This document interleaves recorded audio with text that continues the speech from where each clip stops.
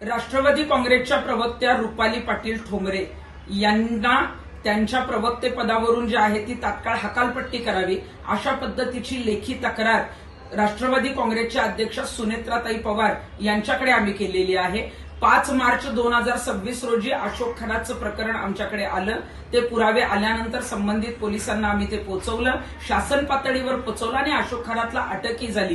परंतु याची कुठलीही वस्तुनिष्ठ पडताळणी न करता आमच्यावर आर्थिक तडजोडीचा जो आहे तो गंभीर, असत्य, बेजबाबदार जो आहे तो अशा पद्धतीचा आरोप रुपाली पाटील ठोंबरेंनी केला आणि तो प्रसारमाध्यमातून प्रसिद्ध झाला आणि त्यामुळे आमची सामाजिक प्रतिमा मलिन झालेली आहे। आणि अशा पद्धतीचे वाचाळवीर कुठलेही पुरावे न घेता असत्य माहिती देणाऱ्या प्रवक्त्यांमुळे राष्ट्रवादी काँग्रेसची प्रतिमा सुद्धा जी आहे ती यापुढे मलिन होऊ शकते। त्यामुळे सुनेत्राताई पवार यांनी तातडीनं रुपाली पाटील ठोंबरे यांची जी आहे ती प्रवक्तेपदावरून हकालपट्टी करावी आणि याची प्रत जी आहे ती प्रफुल्लजी पटेल आणि सुनील तटकरे यांच्याकडे सुद्धा तक्रार करण्यात आलेली आहे।